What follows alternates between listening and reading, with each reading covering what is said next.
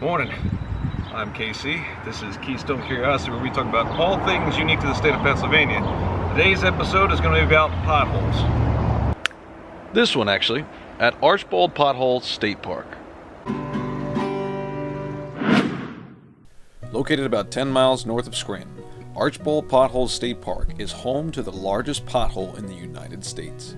In the 1800s, most of Pennsylvania's mountainous regions would be mined extensively for coal, which powered every part of the Industrial Revolution from trains to factories. This included the Pocono Mountains of Lackawanna County, where a mine shaft was being extended in 1884.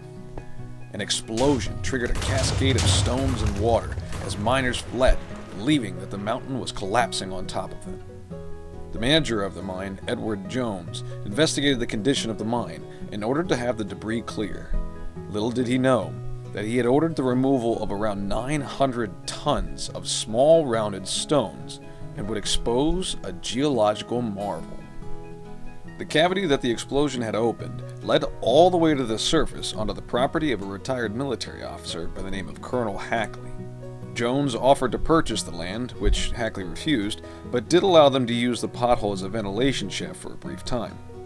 Both men seemed to understand the uniqueness of the pit, for Hackley would fence off the area, and tours would be given to locals and geologists, who were able to identify just how unique the rock before them truly was. You see, unlike the pothole that caused all this, the Archbald Pothole is a remnant of the age of saber-toothed tigers and giant sloths, known as the Wisconsin Glacial period.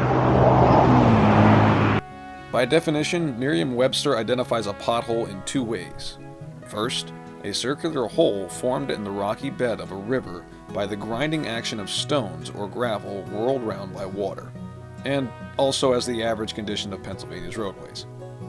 While many potholes are created at the bottom of waterfalls and heavy rapids, some, like Archbald, were created from the melting waters of glaciers between 11 to 30,000 years ago.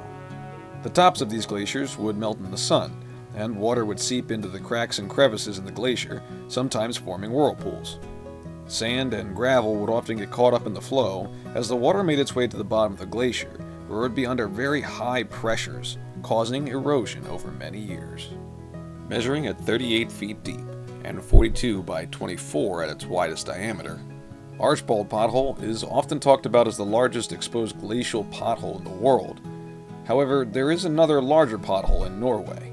I don't really know if that one meets the same criteria, as most of the information I was finding was in a language that I didn't actually understand.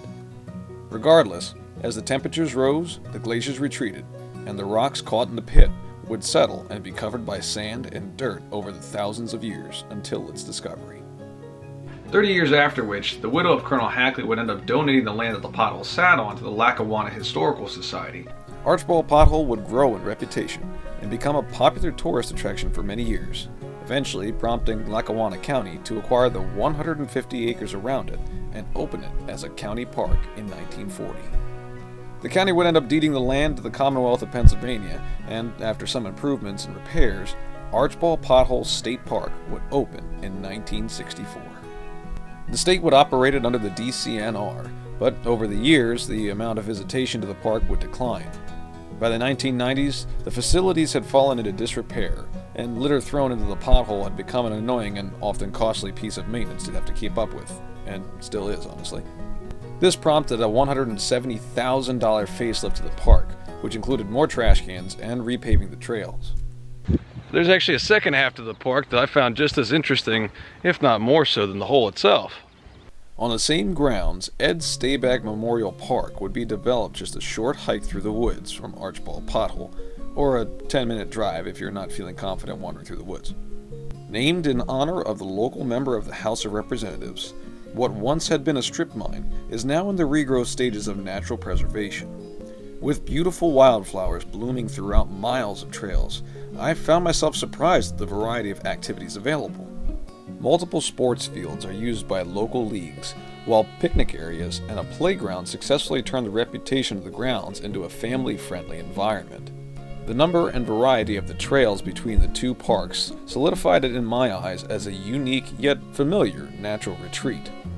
Whether you're an avid hiker like me, enjoying dirt paths through the woods and access trails through the wildflowers, or looking for more of a leisurely walk in the shade, the park does it all.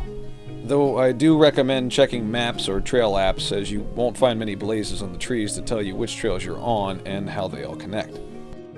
I found Archbald Pothole to be a fascinating place, but unless you're heavily interested in geology, I recommend this as more of just like a stop along the way through the area, especially with it being about 15 minutes away from a couple exits on Route 81.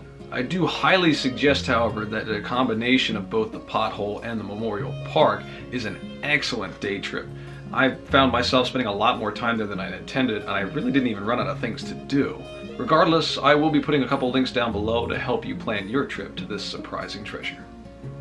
That's going to wrap it up for today's episode. Thank you guys so much for watching. As per the usual, if you have any suggestions on where you'd like to see me go next, please leave them in the comments below. In the meantime, hit that like and subscribe so that you can receive notifications about anything else near Archbald Pothole or all across the state of Pennsylvania itself.